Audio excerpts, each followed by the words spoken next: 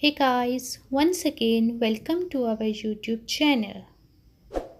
Subscribe to it and don't forget to press the bell icon.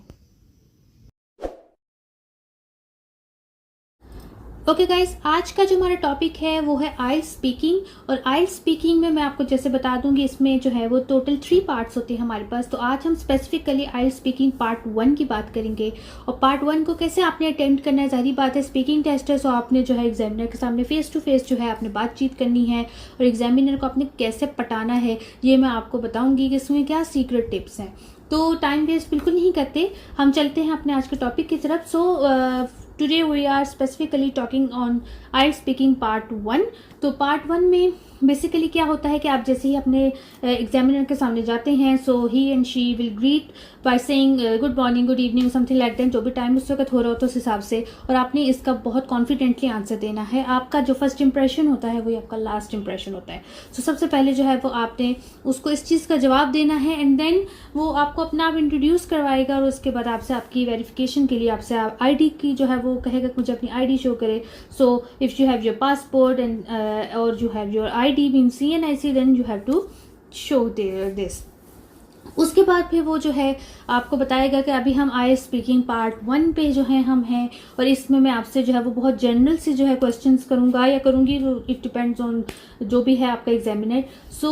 Part 1 में जो है आपने सबसे पहले तो ये है कि आपने क्वेश्चंस को बहुत ध्यान से सुनना है। ये ऐसे कोई क्वेश्चंस नहीं होते जिनके लिए आपको बहुत नॉलेज चाहिए होता है, नो बिल्कुल भी नहीं। ये बिल्कुल जनरल इंटरेस्ट के आपके क्वेश्चंस होते हैं। सबसे पहले तो एग्जामिनर आपसे ये पूछेगा, आर यू स्टूडेंट और you work at some place. So इससे वो ये अंदाज़ा लगाएगा कि आप स्टूडेंट हैं कि आप कहीं पे जॉब करते हैं, क्योंकि अगर आप स्टूडेंट हैं तो फिर वो स्पेसिफिकली आपसे स्टडीज से रिलेटेड और इस तरह के क्वेश्चंस जो है वो करेगा। और अगर आप उसको बता देते हैं कि नहीं, I am working with in this XYZ company, तो फिर वो आपसे जो है वो थोड़े से वर्क से रिलेटेड काम करेगा, क्योंकि उनके पास भी डिफरेंट पैटर्न्स जो है वो मौजूद होते हैं और स्टूडेंट्स के लिए अलग होते हैं और जॉब्स वालों के लिए अलग होते हैं। सो सबसे पहला क्वेश्चन वो आपसे यही करेगा। जब आप उसको बता देंगे कि मैं स्टूडेंट हूँ, तो फिर वो आपसे स्टडीज से रिलेटेड बात करेगा, जैसे कि आप क्या स्टडी कर रहे हैं, आप उसको अपनी फील्ड बताएंगे। फिर वो आपसे पूछेगा कि आपने ये फील्ड क्यों सिलेक्ट की थी। सो आपने बिल्कुल भी नर्वस नहीं होना, आपने उसको टू द पॉइंट आंसर देना है और आपने बिल्कुल सच बताना है। कोई भी आपने इस तरह की बड़ नहीं मारनी कि मैं बहुत ही अपना आप आइंस्टाइन शो कर दूँ। नो, आपका जॉब इंटरव्यू नहीं हो रहा, जस्ट आपका स्पीकिंग टेस्ट हो रहा है। सो अब हम चलते हैं इसकी जो मेन टिप्स हैं, मैं आपको वो टिप्स बताऊँ और फिर मैं आपको बताऊँ कि ये टिप्स आपने किस तरह से अपने स्पीकिंग पार्ट 1 में उनको यूज़ करना है। सो गाइज, ये है हमारे पास कुछ टिप्स जो कि बहुत ही छोटी सी हैं और ये कोई इतनी मुश्किल चीज़ नहीं होती जिसमें इंसान जो है वो बहुत ज़्यादा पैनिक हो जाए। अगर आप पैनिक नहीं हो रहे और आप कॉन्फिडेंट हैं तो यकीन माने आपका 8 बैंड आराम से लग जाएगा। और ये वो बैंड है जो आप with in 11 to 14 minutes gain कर सकते हैं without listening and reading and writing. Just आपने बोलना है और आपने अपनी फ्लुएंसी से और अपनी वोकेबलरी से आपने एग्जामिनर को पटा लेना है। सो स्टार्ट करते हैं। सबसे पहले जो हमारे पास है वो है बी कॉन्फिडेंट। सो आपने कॉन्फिडेंट रहना है। अगर आप ज़रा सा भी एग्जामिनर को ये शक हो गया कि आप जो है वो थोड़ा सा हेजिटेशन का शिकार हैं या आप थोड़ा सा पैनिक हो गए हैं, तो वो थोड़ा सा आपको जो है ना और रगड़ा देगा। सो आपने अपना कॉन्फिडेंट शो करना है, बट याद रखें कि कॉन्फिडेंट होना चाहिए, ओवर कॉन्फिडेंट नहीं।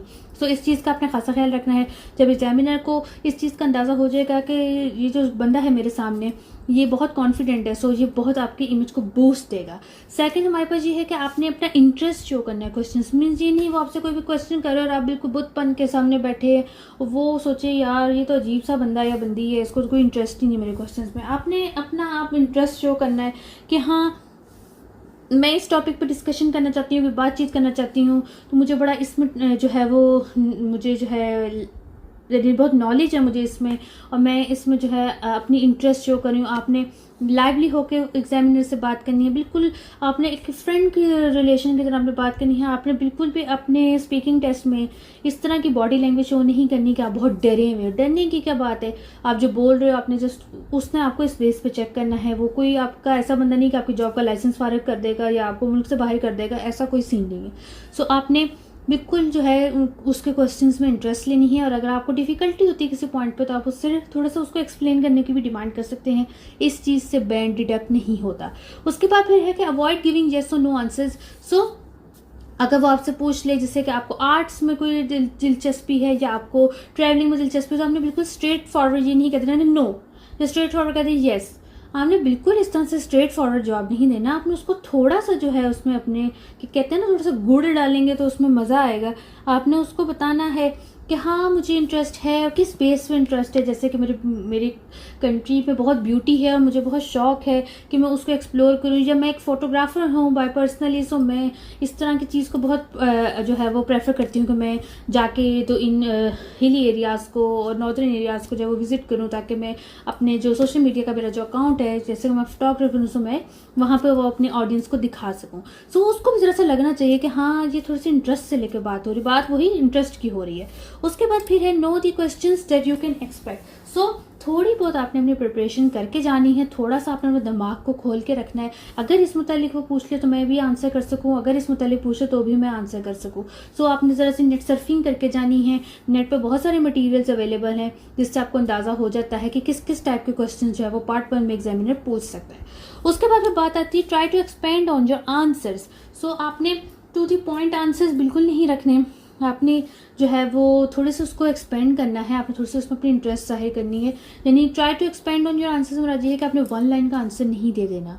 ये एक एग्जामिनर पे बहुत बुरा इम्पैक्ट पड़ता है कि बस ये शायद रट के आया है। अगर आपके एग्जामिनर को ज़रा सा भी ये शक हो गया कि आपने ये क्वेश्चन का आंसर रट्टा हुआ है या आपने टू द पॉइंट बोल दिया है और आपको खुद से इसमें कोई वैरायटी नहीं है, तो आपके मार्क्स डिडक्ट हो जाएंगे।